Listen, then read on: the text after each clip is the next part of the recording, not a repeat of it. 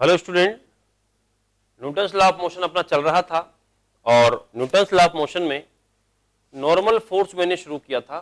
हम पढ़ रहे थे डिफरेंट टाइप ऑफ फोर्सेस। जब हम किसी बॉडी का फ्री बॉडी डायग्राम बनाएंगे, किसी ऑब्जेक्ट का, उस ऑब्जेक्ट पर कौन कौन से फोर्स लग रहे हैं, तो उस एफबीडी में हमें कौन कौन से फोर्स दिखाने। तो सबसे पहला मैंने बताया था तुम्हें ग्रेविटी ड्यू टू अर्थ। तो कोई भी ऑब्जेक्ट है बच्चों, कोई भी ऑब्जेक्ट है, उस पर एक फोर्स हमेशा वर्टिकली डाउनवर्ड्स लगता है। वो सबसे सिंपल था। अगर उस ऑब्जेक्ट का मास m है तो उस ऑब्जेक्ट पे एक फोर्स तो हमारी अर्थ लगाती है।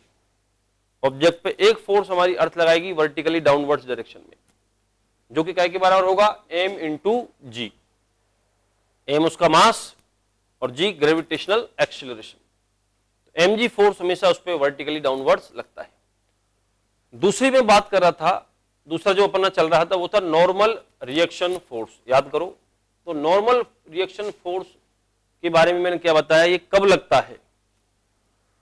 तो मैंने सबसे पहले बात बताया कि when you have normal force between two objects, तो जब दो ऑब्जेक्ट आपस में कांटेक्ट में हो, जब दो नॉर्मल मतलब जब दो ऑब्जेक्ट आपस में कांटेक्ट में होते हुए प्रेस कर रहे हैं, यानी जैसे ये सरफेस थी और इस सरफेस पे मैंने एक ये ब्लॉक रखा, मान लो 10 kg का ब्लॉक है, 10 किलोग्राम का एक पत्थर रख दिया, इसे ब्लॉक रख दिया। अब इस 10 किलोग्राम के ब्लॉक का सबसे पहले मैं एफबीडी बनाऊं, फ्री बॉडी डायग्राम। तो फ्री बॉडी डायग्राम से पहले ऑब्जर्वेशन देखो कि क्या हो रहा है, फिर बात करेंगे क्यों हो रहा है। Is it clear? तो इनिशियली क्या है यहां पे कि 10 किलोग्राम का जो ब्लॉक है ये बिल्कुल रेस्ट पे है। इस ब्लॉक के पास किसी डायरेक्शन में कोई एक्सीलरेशन नहीं है, कोई एक्सीलरेशन नहीं है, रुका हुआ है। अब ये क्यों रुका हुआ है उसका हमें जवाब देना है। क्या इस पे फोर्स नहीं लग रहे? जरा देखते हैं एफबीडी बना के। भैया तो ये है कि कोई भी फोर्स नहीं लग रहा, या फोर्स लग रहे हैं तो कौन कौन से लग रहे हैं, वो सब जवाब फ्री बॉडी डायग्राम से मिलेंगे। तो हमें 10 किलोग्राम का एफबीडी बनाना है। ये 10 किलोग्राम का ब्लॉक है, इसको अलग कर लेता हूं। इस पर कौन कौन से फोर्स लग रहे हैं, 10 किलोग्राम के ब्लॉक पर कौन कौन से फोर्स लग रहे हैं। तो एक तो तुम्हें बिल्कुल पता होना चाहिए, सबसे पहले हम यही फोर्स लगाते हैं, कौन सा, mg। mg मतलब ब्लॉक का मास इंटू 10, g का था 10, तो 10 इंटू 10 यानी 100 न्यूटन। ये तो अर्थ लगा रही है। और कोई सा फोर्स हमें दिख नहीं रहा। अब चाहे तुम्हें फोर्स अगला दिख रहा है चाहे नहीं दिख रहा है, लेकिन तुम्हें ये प्रेडिक्ट करना पड़ेगा। यू कैन नॉट से yes sir this is the FBD, कि ये एफबीडी कंप्लीट हो गई। यू कैन नॉट से। अगर ये एफबीडी है तो फिर तो ये ब्लॉक बताओ नीचे की तरफ एक्सीलरेट करना चाहिए। तो ये मत बोलना कि ये तो नीचे एक्सीलरेट करेगा, करेगा नहीं। क्या हो रहा है वो देखो, अपने एफबीडी बनाने से एक्सीलरेट नहीं करेगा। रियलिटी में क्या हो रहा है उस हिसाब से सोचो। रियलिटी में इसके पास ना वर्टिकल डायरेक्शन में ना ही हॉरिजॉन्टल डायरेक्शन में, दो परपेंडिकुलर डायरेक्शन में इसके पास कोई एक्सीलरेशन, किसी डायरेक्शन में कोई एक्सीलरेशन नहीं है। और किसी भी डायरेक्शन में कोई एक्सीलरेशन नहीं होने का मतलब इस पे नेट फोर्स 0 होना चाहिए। तो एक फोर्स तो इस पे लगेगा, उसका तुम कुछ नहीं कर सकते, अर्थ तो इसको खींचेगी। इसलिए क्या हुआ होगा कि यहां जो फ्लोर है, ध्यान देना, इसको मैं एफबीडी बनाते टाइम अलग कर दूंगा इसे।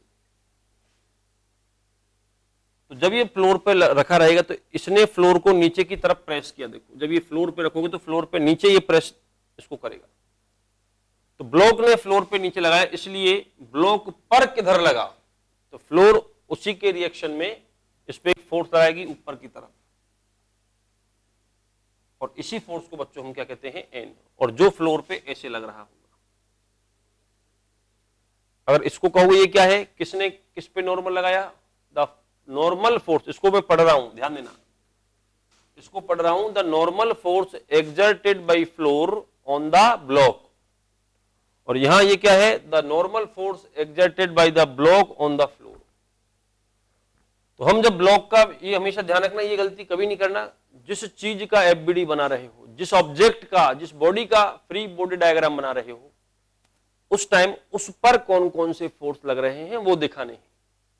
उसने किस पे लगाए उससे मतलब नहीं है। जब मैं फ्लोर का एफबीडी बनाऊंगा तो मेरे को ये फोर्स दिखाना पड़ेगा। जब मैं ब्लॉक पे दिखाऊंगा तो ब्लॉक पर कौन सा फोर्स लगा, और यहां से अब मैं क्लियर कह सकता हूं कि भाई ना तो ये ब्लॉक ऊपर की तरफ एक्सीलरेट हो रहा, देखो ना ये ब्लॉक नीचे की तरफ एक्सीलरेट हो रहा है, तो इसलिए इस पे जो नेट फोर्स है वो 0 होना चाहिए। तो N should be equal to कितना होगा बताओ, 100 न्यूटन होना चाहिए। ठीक है, N should be equal to 100 newton. तो इस फोर्स पे हम बात कर रहे थे बच्चों कि जब दो बॉडी कांटेक्ट में हो, कोई भी दो बॉडी अगर कांटेक्ट में है और कांटेक्ट में रहते हुए अगर एक दूसरे को प्रेस कर रही है, कई बार क्या होता है कांटेक्ट में है लेकिन जस्ट टच है, कांटेक्ट में जस्ट टच है, प्रेस नहीं कर रही, तो नॉर्मल 0 भी होता है। क्योंकि कई बच्चे सोचते हैं कि कांटेक्ट का मतलब हम, जैसे मैं एक सिंपल सी बात बताऊं तुम्हें, देखो एक ब्लॉक ये है ए, ये फ्लोर है, और एक ब्लॉक ये है बी, क्लियर, और दोनों रेस्ट पे हैं, रखे हुए हैं, हम कोई फोर्स नहीं लगा रहे, दोनों ब्लॉक रेस्ट पे हैं, ध्यान देना। तो अब मैं तुमसे पूछूं ए ने बी पे कितना नॉर्मल लगाया, ए ने बी पर कितना नॉर्मल लगाया, या उल्टा कह लो बी ने ए पे कितना लगाया, वो तो सेम होगा ना, एक्शन रिएक्शन है। तो यहां से तुम कहोगे ए और बी कांटेक्ट में है, बिल्कुल है, ए और बी कांटेक्ट में, देखो। और इसलिए मैं बता रहा हूं कि कांटेक्ट होना सफिशिएंट नहीं है, प्रेस करना चाहिए। अब मैं अगर बी का तुमसे पूछूं ए और बी रेस्ट में है, कि यार बी का एफबीडी बनाओ, बी का फ्री बॉडी डायग्राम बनाते, सोच के बताओ बी पे कितने फोर्स होंगे। अपन शुरू करें, मान लो इसका मास स्मॉल एम मान लें अपन, स्मॉल एम मास का ब्लॉक है ये बी, तो नीचे लगेगा कौन सा, स्मॉल एम जी। ठीक, ये जो फ्लोर है, ये फ्लोर इस पे क्या लगाएगी, नॉर्मल लगाएगी ऊपर की तरफ एन। अब बहुत से बच्चे सोच रहे ए और बी कांटेक्ट में है, बिल्कुल कांटेक्ट में है ए और बी, ए और बी कांटेक्ट में है, तो ए ने बी पे फोर्स लगाया होगा नॉर्मल, क्योंकि सर ने पढ़ाया था कि जब कांटेक्ट में हो तब नॉर्मल लगता है। तो सोचो एक बार कि अगर ए इस पे नॉर्मल लगाएगा, इधर जरा सोचना, अगर ए इस पे नॉर्मल इधर लगाएगा तो बताओ ये ब्लॉक इस डायरेक्शन में एक्सीलरेट होना चाहिए। अब तुम दोनों ब्लॉकों को यहां रख के बैठ जाओ, है ना, और देखो तो क्या अपने आप बी चलना शुरू कर देगा, क्या बताओ। तुमने दोनों ब्लॉक रखे और हट जाओ और देखो तो क्या तुम्हें मिलेगा कि बी चलना शुरू हो गया। क्यों चल रहा है कि ए फोर्स लगा रहा है, ऐसे थोड़ी होता है। तो इस टाइम एक्चुअली ये जो नॉर्मल है वो 0 है, क्योंकि ये जस्ट टच की कंडीशन में है, ए बी को प्रेस नहीं कर रहा है। देखो, इसलिए मैं कह रहा हूं कि दो चीज अगर कांटेक्ट में है, पहली बात तो कांटेक्ट तो होना ही चाहिए, और कांटेक्ट में रहते हुए अगर एक दूसरे को प्रेस करते हैं, एक दूसरे को दबा रहे हैं, इस तरह से प्रेस कर रहे हैं, तो फिर वो एक दूसरे पे क्या करते हैं, फोर्स लगाते हैं। तो इसको हम नॉर्मल फोर्स कह रहे थे, ये लास्ट लेक्चर में मैंने तुम्हें बताया था। मैं इसकी प्रॉपर्टीज के बारे में बता रहा था, सुनो एक दो प्रॉपर्टी। पहली जो प्रॉपर्टी थी वो क्या थी, ध्यान देना।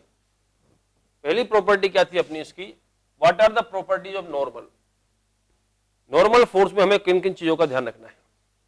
तो पहली जो प्रॉपर्टी थी number 1, this is electromagnetic force.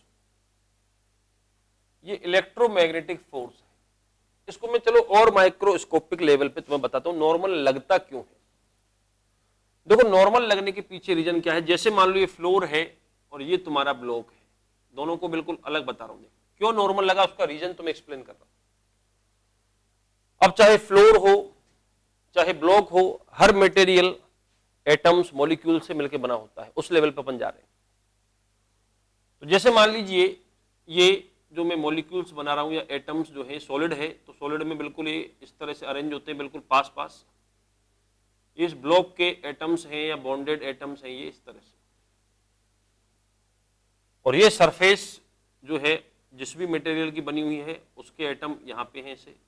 Reason क्या है नॉर्मल का वो देखना। अब होगा क्या, जैसे तुम इस ब्लॉक को इसके ऊपर रखोगे, जैसे इस ब्लॉक को या कोई भी एक चीज को किसी दूसरी चीज के ऊपर अपन रखते हैं, तो रखने से क्या होगा कि इनके बीच जो एटम्स हैं, एटम और जो मॉलिक्यूल्स के बीच की जो डिस्टेंस है वो डिस्टर्ब होती है। ऐसे मानो जैसे कि हम किसी चीज को एक स्प्रिंग के ऊपर रख रहे हैं, तो ऐसे रखने पे क्या होगा, इनके जो एटम है वो पास पास आ जाएंगे। देखो सोचो इनके जो एटम है वो दबना शुरू हो जाएंगे, क्योंकि ऑलरेडी एटम एक इक्विलिब्रियम डिस्टेंस पे है। उस डिस्टेंस के साथ अगर तुमने छेड़छाड़ की तो फिर वो एटम जो है वो क्या करेंगे बताओ, रिटेलिएट करते हैं। तो अगर तुम इसको यहां पे रखोगे तो इसके जो एटम्स हैं वो क्या होगा, उनकी लेयर्स पास पास आ जाएगी। देखो ये लेयर पास आएगी, ऐसे ये लेयर पास आ जाएगी। ऐसा होगा जैसे स्प्रिंग दब गई हो। कुछ इस तरह से सोचोगे जैसे यहां एक स्प्रिंग है वो दब गई मान लो, और स्प्रिंग जैसे दबेगी तो फिर वो वापस से अपनी उसी लेंथ पे जाना चाहेगी जहां वो इक्विलिब्रियम में था। इसलिए क्या होगा कि जब इस ब्लॉक को अपन और इस सरफेस पे रखते हैं, जब इस ब्लॉक को सरफेस पे रखोगे तो the equilibrium distance between the atom is disturbed. वो प्रेस करेगा तो एटम के बीच का जो इक्विलिब्रियम डिस्टेंस है वो डिस्टर्ब होगी, और वो डिस्टर्ब होगी तो एटम वापस से उसी पोजीशन में जाना चाहेंगे।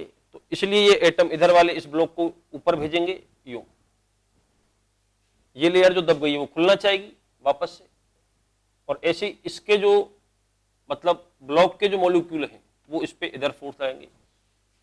दोनों स्प्रिंग दब चुकी हैं इस तरह से, जैसे मान लो ये स्प्रिंग है कंप्रेस्ड है और एक स्प्रिंग ये कंप्रेस्ड है,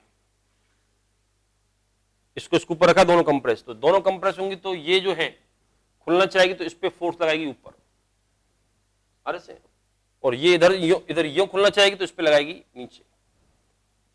ऐसे समझ सकते हो। तो यही वो नॉर्मल फोर्स है। इसलिए एक्चुअली ये एटम के बीच लगने वाला फोर्स है दो एटम्स के बीच लगने वाला फोर्स है, बहुत सारे एटम्स के बीच लगने वाला फोर्स है। इसलिए किस कैटेगरी में है ये, इलेक्ट्रोमैग्नेटिक फोर्स। बच्चों इलेक्ट्रोमैग्नेटिक फोर्स में कौन कौन से फोर्स आते हैं तुम्हें पता होना चाहिए कि इलेक्ट्रोमैग्नेटिक फोर्स में जितने भी इलेक्ट्रिक फोर्सेज हैं जो चार्ज पार्टिकल के बीच में लगते हैं, और इसमें जितने भी मैग्नेटिक फोर्सेज हैं जो मैग्नेटिक पोल्स या करंट कैरिंग वायर वगैरह, और जितने भी कांटेक्ट फोर्स हैं, कांटेक्ट फोर्स में जैसे फ्रिक्शन है तुम्हारा नॉर्मल है जो कांटेक्ट में होने की वजह से लगते हैं, फ्रिक्शन फोर्स, नॉर्मल फोर्स, ये सब, टेंशन, स्ट्रिंग में टेंशन भी ऐसी होगी देखना जो मैं पढ़ाऊंगा यहाँ पे। इसलिए मेरा पहला इश्यू क्या था कि ये जो नॉर्मल फोर्स है ये इलेक्ट्रोमैग्नेटिक फोर्स है। आई बात समझ बच्चों। दूसरी प्रॉपर्टी क्या है इसकी, ध्यान देना। दूसरी प्रॉपर्टी ये है इसकी डायरेक्शन, कि ये किधर लगता है। ये एक बड़ा इंपॉर्टेंट इश्यू कि ये फोर्स किधर लगेगा। तो मैंने बताया था always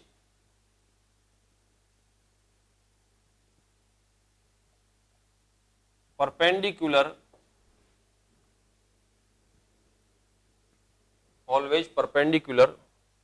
to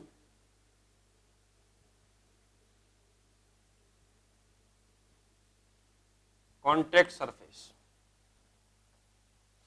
okay, always perpendicular to contact surface. ये मत सोचो नॉर्मल किधर लगता है, ऊपर लगता है ऐसे, है ना, ऊपर नहीं, कॉन्टैक्ट सरफेस के परपेंडिकुलर। जहां दो सरफेस कॉमन सरफेस कॉन्टैक्ट में है, उस कॉन्टैक्ट या टेंजेंट जिधर है उसके परपेंडिकुलर लाइन पे नॉर्मल लगेगा। जैसे मैं कुछ एग्जांपल से बताता हूं तुम्हें।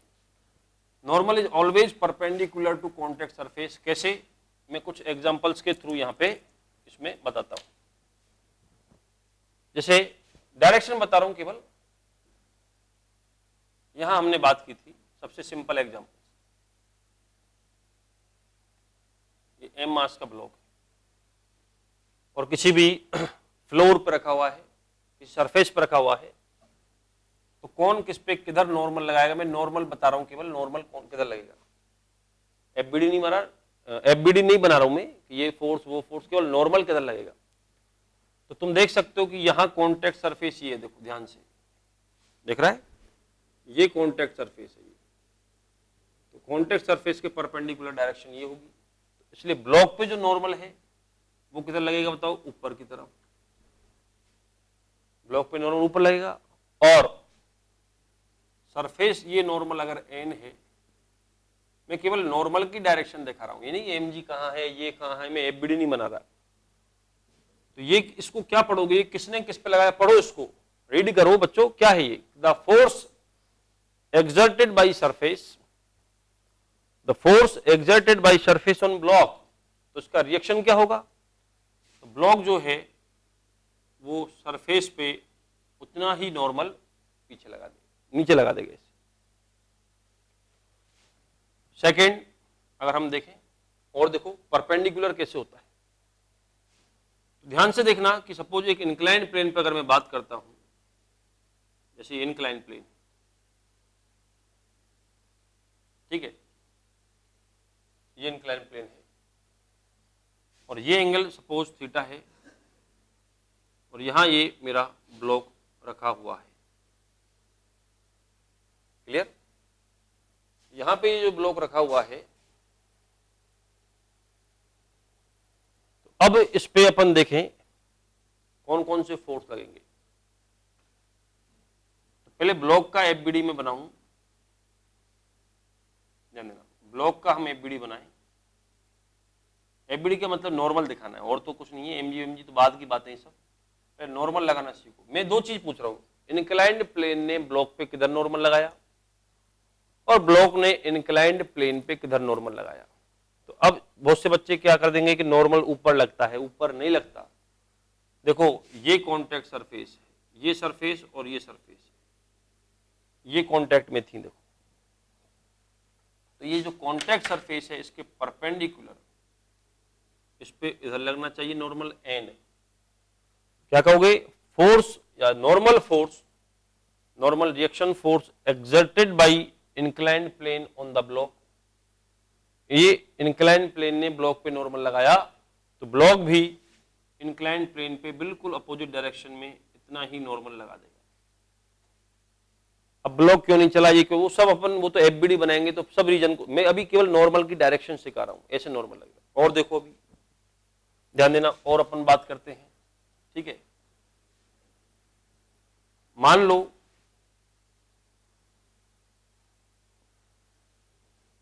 एक स्फीयर है, या पहले अपन एक रोड की बात कर लें कि ये एक रोड है जो एक वॉल और एक फ्लोर से ऐसे लगा के अपन ने एक रोड रख रखी है। एक दीवार के सहारे एक रोड रखी हुई है ऐसे, तो एक पॉइंट रोड का दीवार के कांटेक्ट में है और एक पॉइंट इसका इधर फ्लोर के कांटेक्ट में है। अब मैं ये नहीं कह रहा कि रोड का एफबीडी बनाओ, रोड का एफबीडी बना भी सकते हो, लेकिन नॉर्मल की डायरेक्शन दिखाओ। तो दो जगह दिखानी, क्योंकि एक बार तो कांटेक्ट ए पे है, एक बार कांटेक्ट बी पे है, दो जगह रोड कांटेक्ट में है। तो एक नॉर्मल लगेगा बिटवीन रोड एंड वॉल, दीवार और रोड के बीच में एक नॉर्मल लगेगा, और एक नॉर्मल लगेगा between road and floor, road और फ्लोर के बीच लगेगा। हर एक नॉर्मल की डायरेक्शन दिखाएं अपन, देखना, ठीक है। ये रोड अलग कर दी, ठीक है। यहां चलो मैं दीवार को अलग कर देता हूं ऐसे, ये दीवार थी और ये फ्लोर था। तो यहां इस बार सरफेस कांटेक्ट में नहीं है बच्चों, इस बार पॉइंट कांटेक्ट में।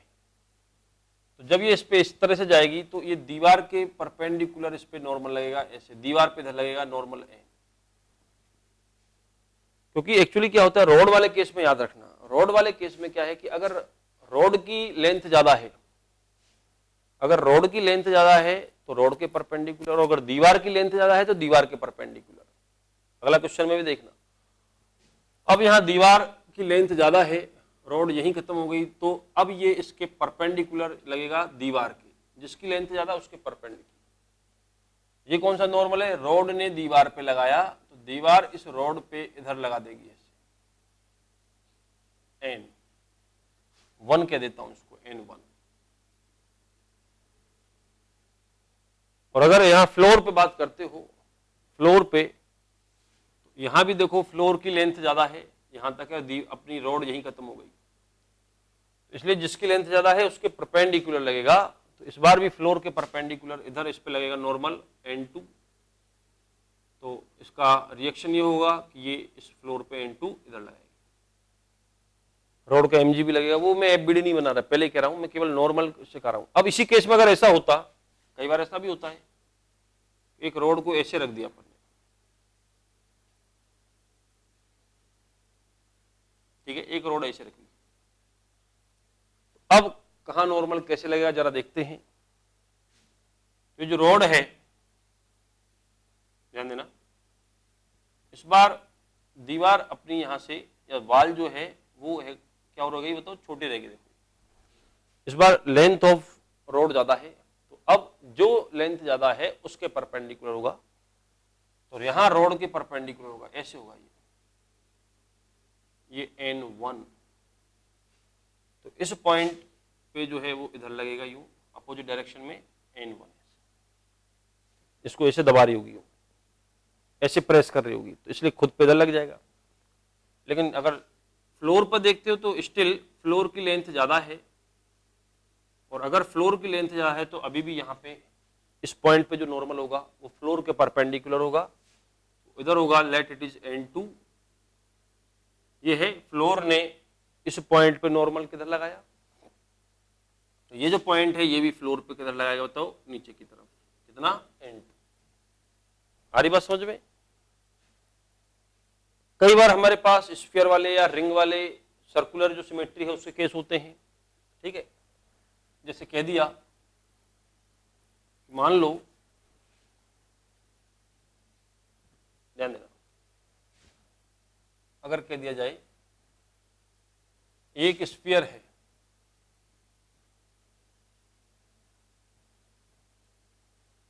ठीक है, और ये स्फीयर दो दीवारों के बीच में ऐसे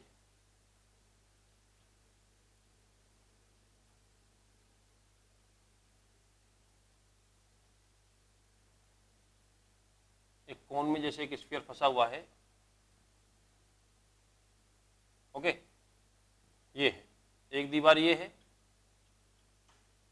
और एक दीवार ये है। तो एक कोन में हमने कोई एक स्फीयर फंसा रखा है इस तरह से, there is sphere between in between any cone, तो यहां दो जगह कांटेक्ट है, एक पॉइंट ये है, एक पॉइंट, तो स्फीयर का बच्चों, स्फीयर का याद रखो, बहुत इंपॉर्टेंट है, ये तुमने ज्योमेट्री में भी पढ़ा होगा। एक्चुअली नॉर्मल का मतलब ही परपेंडिकुलर होता है, जैसे सर्कल है या स्फीयर मान लो, स्फीयर के किसी पॉइंट पे यहां अगर नॉर्मल ड्रॉ करना है, स्फीयर के किसी पॉइंट पे नॉर्मल ड्रॉ करना है, तो डेफिनेटली वो जो नॉर्मल है वो कहां से पास आउट होगा बताओ, सेंटर से पास आउट होगा। तो अगर यहां नॉर्मल है तो ऐसे नॉर्मल मत लगा देना कि नॉर्मल इधर लग रहा है, नहीं, इसको डेफिनेटली कहां से पास आउट होना पड़ेगा बताओ, सेंटर से। तो यहां पे जो नॉर्मल होगा किसी पॉइंट पे, स्फीयर का हमेशा याद रखो, स्फीयर के किसी पॉइंट पे जो नॉर्मल है वो उसके सेंटर से पास आउट होता है। अगर यहां बात करो, यहां नॉर्मल बनाना है अपने को, मान लो, तो यहां नॉर्मल ऐसे बनेगा, normal at every point on the sphere passes through the centre, centre से पास आउट होता है। तो यहां अगर मैं बात करता हूं स्फीयर का दो जगह नॉर्मल है, जरा देखो, ये जो दीवार है ये वाली, ये वर्टिकल है, वर्टिकल होने का मतलब ये यहां पे इस पर टेंजेंट ऐसे होगा, यूं ऐसे मान, तो यहां से जो स्फीयर है वो दीवार पे इधर लगा रहा होगा, तो दीवार ने जो स्फीयर पे लगाया होगा ये नॉर्मल है, ये वाला N1, इसको दीवार 1, इसको वॉल 2 ऐसे कर दो, वॉल 1 वॉल 2। तो N1 को क्या कहोगे, क्या है ये, the normal exerted by wall 1 on the sphere, the normal exerted by wall 1 on the sphere, ये है N1। और दूसरा है the normal exerted by wall 2, wall 2 जो नॉर्मल एक्सर्ट करेगी। अब बहुत से बच्चे इसको, तो देखो ये टेंजेंट है बच्चों, तो यहां पे नॉर्मल, तो तुम तो पहले देखो किस पॉइंट पे नॉर्मल बनाना है, उस पॉइंट को सेंटर से ज्वाइन कर दो। तो ये स्फीयर इस दीवार को इधर दबा रहा होगा, देखो यूं, तो दीवार इधर नॉर्मल लगाएगी, इसलिए इस पॉइंट पे ये इसका पॉइंट ऑफ कॉन्टैक्ट था ऐसे, और ये अगर पॉइंट ऑफ कॉन्टैक्ट है तो यहां से जो नॉर्मल होगा वो ऐसे लगेगा इस पे। तो कभी भी स्फीयर का क्वेश्चन हो, ध्यान देना, मैं सबको सॉल्व कराऊंगा, ये सारी चीजें मैं क्वेश्चंस के थ्रू लूंगा। ये नॉर्मल हम कैलकुलेट करेंगे कितना लग रहा है, अभी तो केवल किधर लग रहा है उसकी बात कर रहे हैं, लेकिन एफबीडी बना करके ये सारी चीजें करके फिर हम ये नॉर्मल कैलकुलेट करेंगे बच्चों के नॉर्मल कितना है। तो फिलहाल ये ध्यान रखो कि जो N2 है और ये N1, जिनमें स्फीयर की बात कर रहा था कि अगर क्वेश्चन में कभी भी स्फीयर का एफबीडी बनाना है तो mg फोर्स तो नीचे लगेगा, mg तो हमेशा नीचे होता, कभी नॉर्मल लगाना है, कहने का मतलब अगर को भी नॉर्मल लगाना है स्फीयर पे तो ऑलवेज रिमेंबर कि स्फीयर का जो नॉर्मल है बच्चों वो उसके सेंटर में से 100% पास आउट होगा, समझे। स्फीयर का जो नॉर्मल है वो उसके सेंटर में से 100% पास आउट होता है, ये हमें ध्यान में रखना है। Is that clear? तो चलो ये नॉर्मल की डायरेक्शन थी। प्रॉपर्टी पढ़ रहे थे अपन। पहली प्रॉपर्टी क्या थी? इलेक्ट्रोमैग्नेटिक फोर्स है, देखो बच्चों। दूसरी प्रॉपर्टी किधर लगता है, तो किधर लगने के एग्जाम्पल थी ये सब। Normal force is always perpendicular to the contact surface. Normal force जो है वो हमेशा कॉन्टैक्ट सरफेस के परपेंडिकुलर होता है।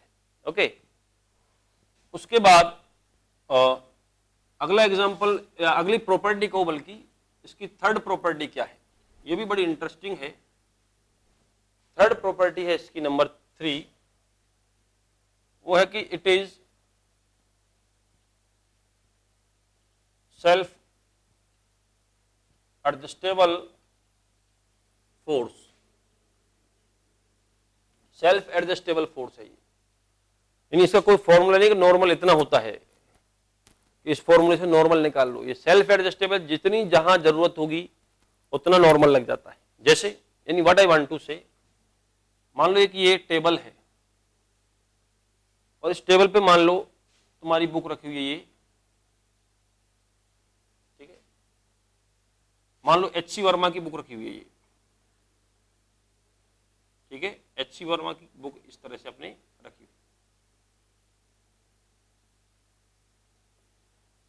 अब और इस बुक का वेट मान लो 2 किलोग्राम है। तुम्हारा स्टडी रूम है, स्टडी रूम में तुम्हारी जो स्टडी टेबल है बच्चों, उस पर हमारे एच सी वर्मा की बुक रखी हुई है। इस एच सी वर्मा की बुक का हम फ्री बॉडी डायग्राम बनाएं कि एच सी वर्मा इक्विलिब्रियम में क्यों है। एच सी वर्मा की जो बुक है इक्विलिब्रियम में क्यों है, क्यों ये नीचे नहीं आ रही, क्यों ये ऊपर नहीं जा रही, इसका एफबीडी बनाते हैं। अगर मैं इस बुक का, ध्यान देना, अगर हम इस बुक का फ्री बॉडी डायग्राम बनाते हैं, ध्यान समझो, इस बुक का अगर हम फ्री बॉडी डायग्राम बनाएं बच्चों,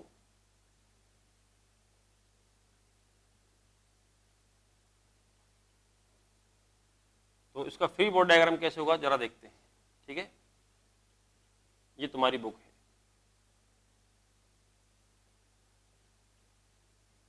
ठीक है। अब इसका एफबीडी बनाओ। एफबीडी बनाएंगे अपन, तो सबसे पहले इस पे जो नीचे फोर्स है वो होगा mg। सबसे पहले जो नीचे फोर्स होगा वो कौन सा है? mg है। और mg कितना है बताओ? 20 न्यूटन। मास कितना है? 2 किलोग्राम। मास इंटू जी, अर्थ लगाती ना, mg तो हमेशा लगता है नीचे की तरफ, तो अर्थ का कितना फोर्स है? 2 इंटू 10, तो 20 न्यूटन तो तुम्हारे अर्थ ने इस पे लगाया नीचे की तरफ। इस पे जो 20 न्यूटन है वो तो अर्थ ने लगाया नीचे की तरफ। क्या इस पे और कोई फोर्स लग रहा है? बिल्कुल लगना ही पड़ेगा। ये मत कहना कि हाँ इसका एफबीडी कंप्लीट है। अगर इसका एफबीडी कंप्लीट है तो एच सी वर्मा की बुक किधर गिर जाती है बताओ? नीचे गिरना शुरू कर देती, क्योंकि इस पे नेट फोर्स किधर लग रहा है? नीचे की तरफ। लेकिन हमें पता है कि जरूर इस मेज ने या इस टेबल जो भी है, ये टेबल ने नॉर्मल लगाया होगा ऊपर की तरफ, क्योंकि ये बुक इस टेबल को प्रेस कर रही है ना, तो टेबल भी इसको प्रेस करेगी ऊपर की तरफ। टेबल ने इस पे नॉर्मल लगाया होगा, ये एन है। और टेबल ने अगर इस पे नॉर्मल लगाया एन, और तो एन की जो वैल्यू है वो कितनी होनी चाहिए बताओ? 20 न्यूटन होनी चाहिए, क्योंकि ये ऑब्जर्वेशन ये था कि इस बुक का एक्सीलरेशन 0 है, ना ये बुक ऊपर की तरफ जा रही है, ना ये चुपचाप अपनी टेबल पर रखी हुई है। स्टडी टेबल पर बुक रखी हुई है, तो वो बुक क्यों रखी हुई है, क्यों वो बुक ऊपर नहीं गई, क्यों वो नीचे नहीं गई? इसका जवाब यहां से मिलेगा कि ये जो नॉर्मल है, जो टेबल ने इस बुक पे नॉर्मल लगाया, वो नॉर्मल फोर्स 20 होगा। अब इस पॉइंट को पढ़ाने का क्या मोटिव है कि it is self adjustable force. अब अगर कोई बच्चा मन में ये परसेप्शन बना ले, कोई स्टूडेंट ये परसेप्शन बना ले कि यार ये जो टेबल है ये तो 20 न्यूटन का फोर्स लगाती है, ये टेबल 20 न्यूटन का नॉर्मल लगा रही है और हमेशा 20 का ही लगाएगी, ऐसा नहीं है। अभी मान लो इस एच सी वर्मा की बुक को हटा करके, ठीक है, एच सी वर्मा की बुक को हटा करके मान लो अपन कोई दूसरी बुक यहां पे रख देते हैं, ध्यान से देखना। एच सी वर्मा की बुक को हटा करके और एक बहुत पतली बुक अपन ने यहां पे रख दी, मान लीजिए कोई सी, समझे? ये दूसरी बुक मान लो थोड़ी सी लाइट है ना, ये मान लो इरोडोव की बुक मान लें, IE इरोडोव, ये भी फिजिक्स की बुक होती है, ठीक है। तो ये वर्मा जी की बुक थी 2 किलो की, और इरोडोव साहब की बुक है 1 किलो की। अब इस इरोडोव की बुक का अगर मैं फ्री बॉडी डायग्राम बनाऊं, उसी टेबल पे रख दी, HC वर्मा साहब को हटा करके इरोडोव रख दिया तुमने वहां पे, इरोडोव की बुक रख दी अपने यहाँ पे, और अब इसको देखें कौन कौन से फोर्स लग रहे हैं। तो बताओ इरोडोव की बुक का FBD बनाएंगे अपन, तो ये लो बनाओ FBD, इस पे नीचे कौन सा फोर्स लगेगा, इसको भी अर्थ खींचेगी, अर्थ जो है ना वर्मा साहब को छोड़ेगी ना इरोडोव को छोड़ेगी, ठीक है, अर्थ तो खींचेगी इसको। अर्थ कितना फोर्स लगाएगी, mg, तो m कितना है 1 × g यानी 10 न्यूटन।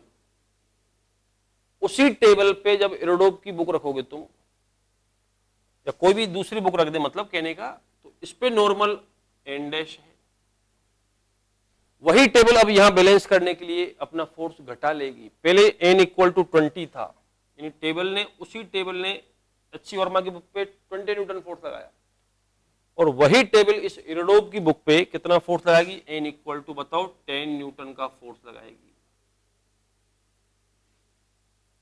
तो इसलिए ये फिक्स नहीं होता है कि ये चीज कितना नॉर्मल लगाएगी, जैसी सिचुएशन होती है उतना ही नॉर्मल लग जाएगा।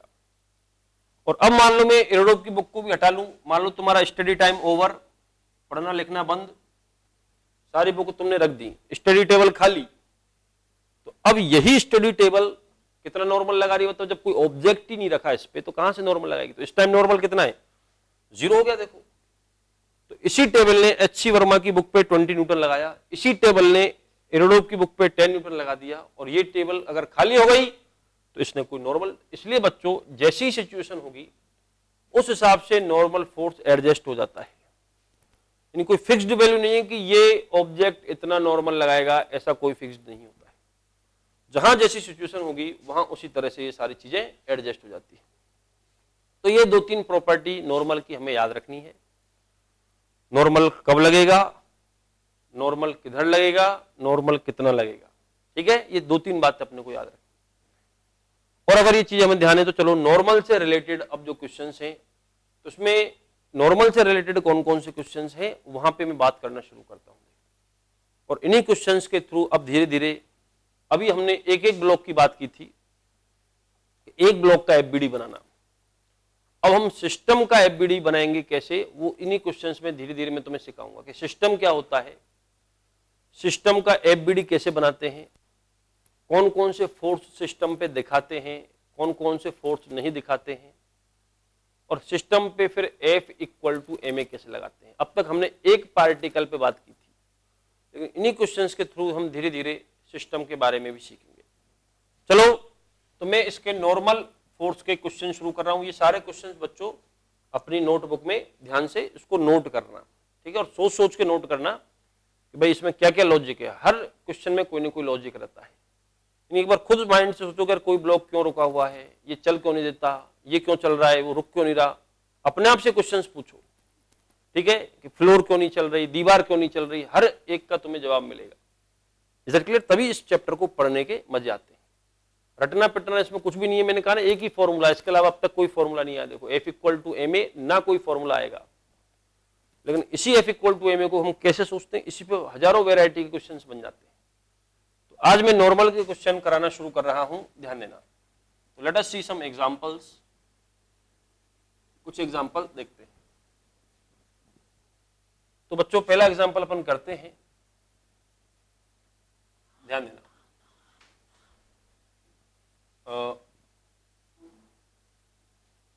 मान लीजिए ये एक फ्लोर है, सरफेस, सरफेस पे 2 ब्लॉक रखे हुए हैं। ब्लॉक A ये है 5 kg का, 5 किलोग्राम। इसके ऊपर एक और ब्लॉक रखा हुआ है, ब्लॉक B, ये 2 किलोग्राम का, और सिस्टम रेस्ट पे है, यानी कहीं कोई चल नहीं रहा, ऐसे रखे हुए आराम से, है ना। तो एक ब्लॉक और उसके ऊपर एक ब्लॉक और रख दिया तुमने। अब मेरा 2 क्वेश्चन है यहाँ पे। Number 1, find normal force by A on B, find normal force exerted by A on B, A ने बी पे कितना नॉर्मल लगाया। Second question, find normal force, ध्यान देना, find normal force exerted by floor on A, floor ने A पे कितना लगाया है। और थर्ड है find normal force between floor and 2 kg block. ठीक है, पहला क्वेश्चन क्या था, ए ने बी पे कितना नॉर्मल लगाया, फिर था सरफेस ने ए पे कितना लगाया, फिर सरफेस ने बी पे कितना लगाया। क्वेश्चन समझ में आ गए तीनों। तो इन तीनों का जवाब तब मिलेगा कि पहले तो ये सोचो कि क्या हो रहा है, ये ध्यान से सोचो। क्या कोई ब्लॉक चल रहा है बच्चों, बताओ, सोचो पहले आराम से बैठ के सोचो कि क्या फिनोमिना हो रही है। कि भाई ये हो रहा है कि एक ब्लॉक है 5 kg का जिसको फ्लोर पे रख रखा है, और उस ब्लॉक के ऊपर एक ब्लॉक और रख रखा है, और सब कुछ रेस्ट पे है, ना ए चल रहा है, ना बी चल रहा है, ना फ्लोर चल रही है, कोई कहीं नहीं जा रहा, सब रेस्ट पे है। Is that clear. अब क्यों रेस्ट पे है उसका जवाब ढूंढो। क्या कोई फोर्स नहीं लगा, या अगर लगे तो कौन किसको बैलेंस कर रहा है, वो सब चीजें FBD से समझ में आएंगी। तो इनका मैं फ्री बॉडी डायग्राम बनाऊं। सबसे पहले बी से स्टार्ट करता हूं। ये है ब्लॉक बी, फिर मैं बनाऊंगा ब्लॉक ए का फ्री बॉडी डायग्राम, और फिर हम बनाएंगे सरफेस का फ्री बॉडी डायग्राम। तीनों को बिल्कुल अलग अलग कर लिया। चलो बच्चों बी से शुरू करें। पहले मुझे सोच के बताना, मन में याद करो और अपने आप से पूछो। पहला क्वेश्चन मेरा ये है कि बी का मैं FBD बना रहा हूं, ठीक है बच्चों। बी पर कितने फोर्स लग रहे हैं, बी पर कितने फोर्स लग रहे हैं, तो तुम्हें जवाब मिलेगा 2 फोर्स लग रहे हैं। कौन कौन से, एक तो जो हमेशा लगता है ये अर्थ लगाएगी बी पे, mg, अर्थ लगाएगी ना, बी पे लगेगा mg, कितना 20 Newton.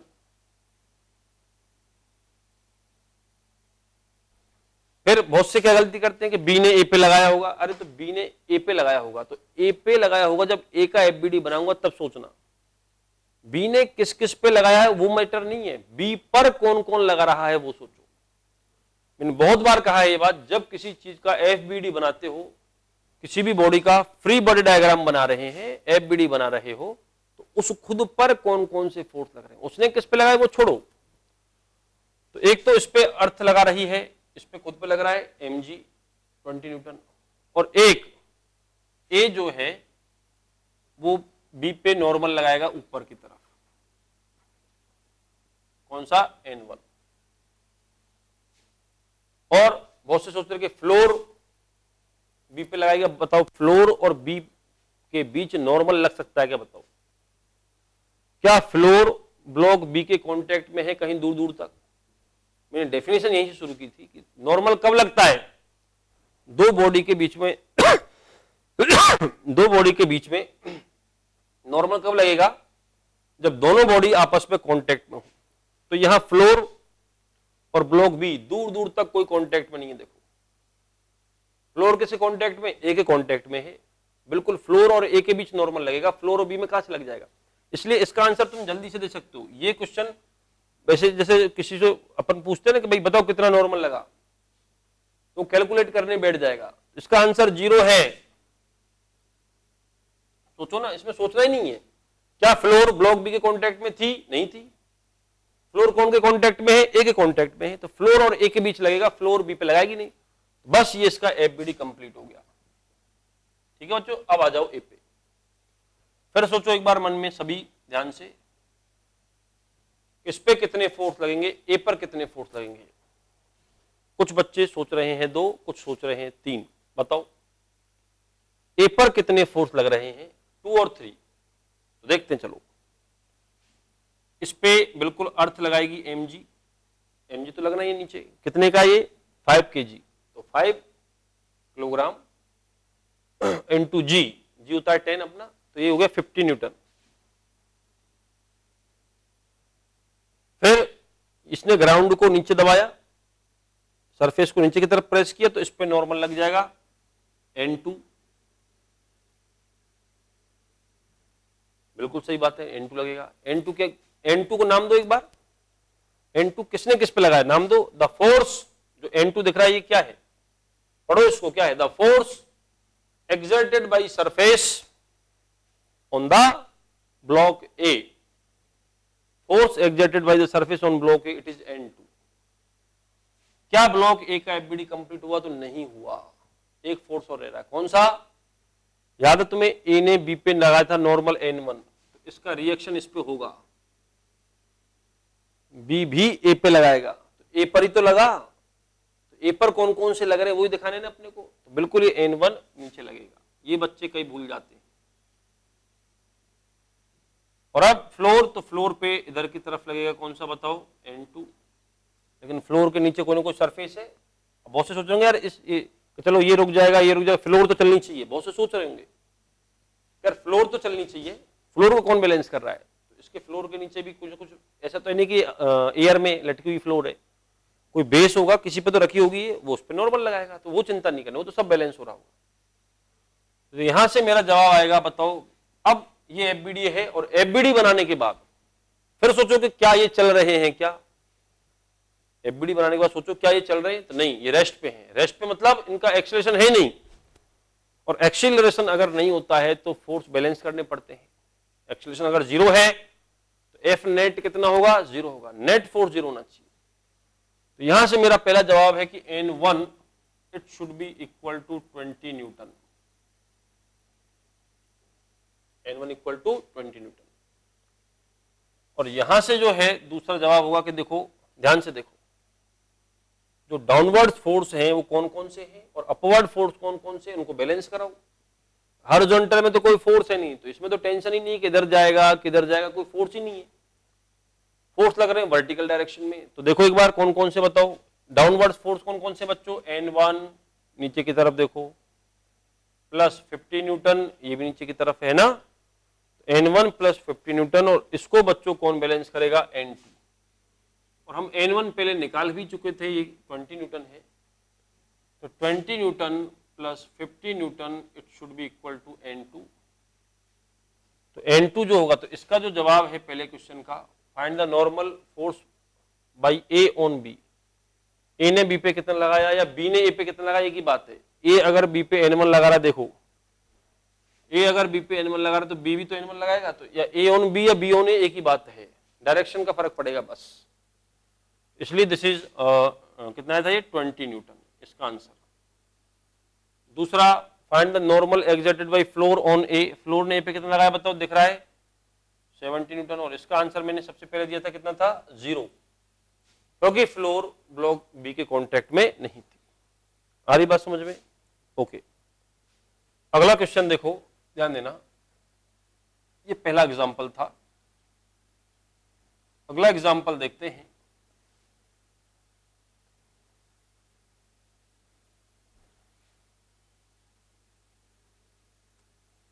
Let us see the another example.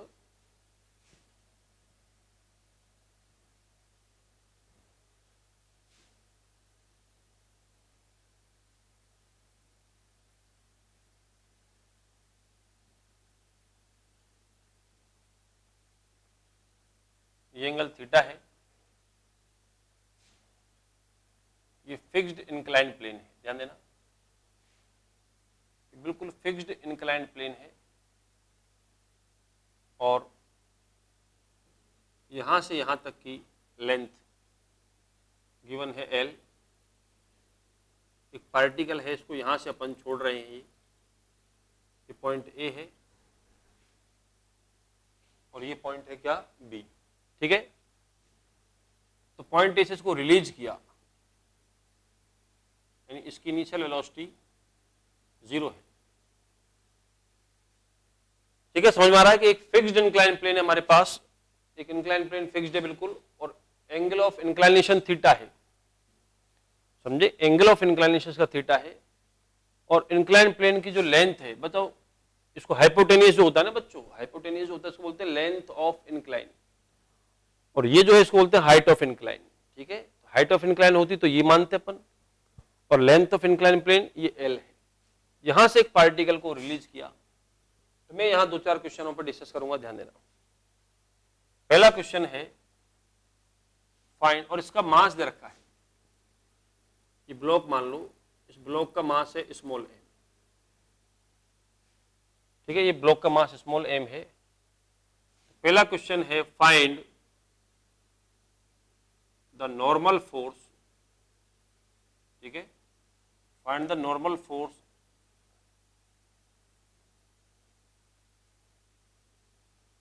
exerted by inclined plane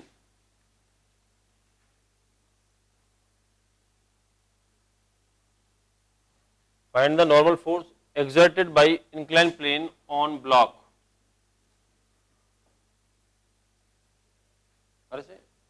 Find the normal force exerted by inclined plane on block. Second question, find the acceleration of block. Third, find velocity of block. Find velocity of block at bottom. Bottom मतलब B, B पे जब आएगा ये फिसलता हुआ यहां से, B तक इसके पास कितनी वेलोसिटी हो जाएगी। ठीक है, और फोर्थ क्वेश्चन है find time taken to reach at B, B तक पहुंचने में कितना टाइम लगेगा। ये 3-4 क्वेश्चंस के हमें जवाब देने हैं। तो पहला है find the normal force exerted by, find the normal force exerted by inclined plane on block. दूसरा find the acceleration of the block. Third है find the velocity of the block at B, और fourth है find the time take. तो सबका जवाब मिलेगा। पहले सोचना शुरू करो कि भाई ब्लॉक का एक्सीलरेशन क्या है, किधर चलेगा। तो देखो यहां अगर तुम देखोगे किसी भी टाइम पे, जैसे ब्लॉक यहां आ गया, तो चैप्टर के शुरू में मैंने कहा था कि F equal to M A कैसे लगाते हैं। भाई इस ब्लॉक की यहां मजबूरी क्या है सोचना। इस ब्लॉक की मजबूरी ये है कि ये ब्लॉक कॉन्टैक्ट सरफेस से अलग नहीं हो सकता, यानी इस जो डॉटेड डायरेक्शन है, ध्यान से देखो, डॉटेड जो डायरेक्शन है इधर इसका कोई एक्सीलरेशन नहीं हो सकता, ये इसकी मजबूरी है, कंस्ट्रेंट है। ये ब्लॉक ना तो इधर की तरफ ना इधर की तरफ, इसी डायरेक्शन में बिल्कुल मूव नहीं कर सकता है। अगर जरा सा भी इधर मूव हो गया तो इसका कांटेक्ट हट जाएगा, जो कि हम मानते नहीं है। किसी क्वेश्चन में कांटेक्ट छूटना अपन मानते ही नहीं है, और इधर आ गया तो ये इंक्लाइन प्लेन के अंदर थोड़ी जा रहा है, इसलिए इस डायरेक्शन में इसका कोई एक्सीलरेशन नहीं है। मैंने शुरू में भी बताई थी बात कि सबसे पहले एफबीडी बनाने से पहले एक बार ऑब्जर्वेशन देखो ब्लॉक किधर जा रहा है। तो अगर इधर नहीं जा रहा है तो फिर उसके परपेंडिकुलर उसका नेट एक्सीलरेशन होगा, यानी इस डायरेक्शन में इसका नेट एक्सीलरेशन होगा। देखो रिजल्टेंट एक्सीलरेशन इसका इधर होना पड़ेगा। देखो इस डायरेक्शन, आगे बात समझ में, इधर इसका नेट एक्सीलरेशन होगा। अब कितना होगा, कैसे होगा, वो सब फ्री बॉडी डायग्राम से पता लगेगा। तो चलो ब्लॉक का फ्री बॉडी डायग्राम बनाते हैं। तो यू नो वेरी वेल कि अगर मैं ब्लॉक का फ्री बॉडी डायग्राम बनाऊं, ये ब्लॉक है, इसको अलग कर दो और इंक्लाइन प्लेन अलग कर दिया मैंने ना, कॉन्टैक्ट में इनको अलग कर दो, एफबीडी बनाते टाइम बिल्कुल अलग कर दो। तो ब्लॉक पे सोचो, एक बार दिमाग लगाओ कितने फोर्स लग रहे हैं, ब्लॉक पर कितने फोर्स लग रहे हैं। तो ब्लॉक पे फोर्स कितने हैं, एक तो नीचे लगेगा कौन सा, mg, कौन लगाया, अर्थ ने, बिल्कुल ये तो सबसे पहले लगाना ही है। अर्थ किधर लगाती है, वर्टिकली डाउनवर्ड्स।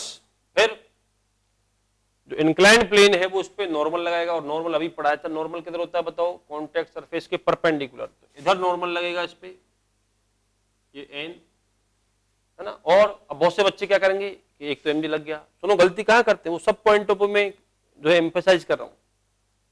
mg लग गया, नो डाउट n लग गया, और साहब इधर चलेगा ये, सर इधर चल रहा था, इधर ma और लगाओ ma। अरे ma कोई फोर्स, ma कौन लगाता है बताना एक बार? mg लगाया अर्थ ने, n लगाया नॉर्मल कॉन्टैक्ट होने की वजह से लगता है। ma कौन सा फोर्स है? ma कोई फोर्स ही नहीं है।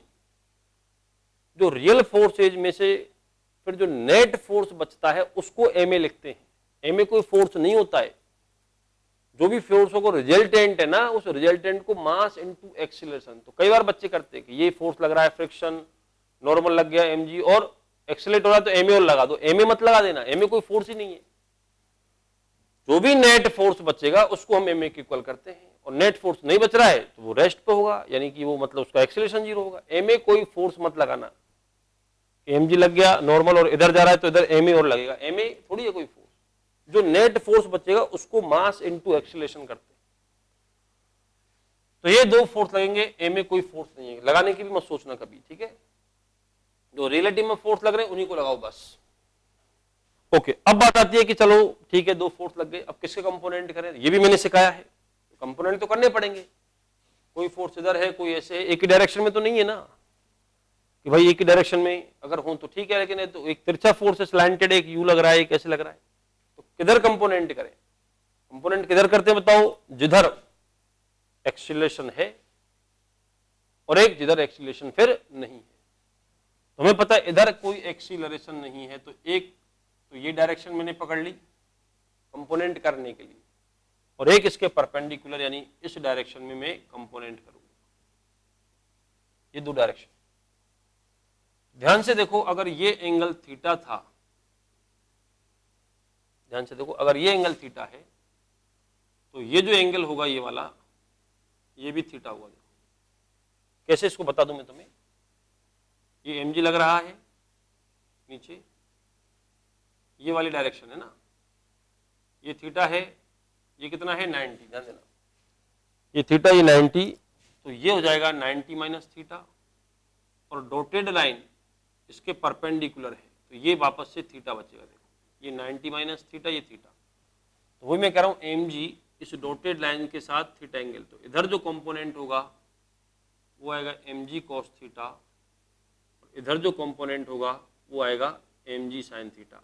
तुमने mg के टुकड़े कर दिए, mg को रिजॉल्व कर दिया, तो इधर आएगा mg cos थीटा और इधर आएगा mg sin। अब mg को हटा लो, बोलेंगे अपना काम हो गया, अब mg को हटा लो, अब पिक्चर बिल्कुल क्लियर है। ये फोर्स लग रहे हैं, फोर्स दो थे, एक के टुकड़े कर लिए, तो तीन में तोड़ दिया अपन ने, इधर नॉर्मल, इधर mg cos थीटा, इधर mg sin थीटा। अब पिक्चर बिल्कुल क्लियर है। पहला क्वेश्चन क्या है कि फाइंड द नॉर्मल, तो तुम्हें बताओ इस डायरेक्शन में ब्लॉक एक्सीलरेट नहीं कर रहा, और इधर अगर ब्लॉक एक्सीलरेट नहीं करेगा तो नॉर्मल की जो वैल्यू है उसको बैलेंस करनी चाहिए, तभी इधर नेट फोर्स 0 होगा। तो पहले का आंसर है mg cos थीटा, पहले का आंसर क्या आएगा? mg cos theta. और ये बच्चों 3 क्वेश्चन अब तुम ट्राई करोगे, ठीक है, ये ट्राई करना, कल की क्लास में मैं इनको डिस्कस करूंगा। तो एक बार आज का वीडियो बिल्कुल ध्यान से देखना, ठीक है। Good bye.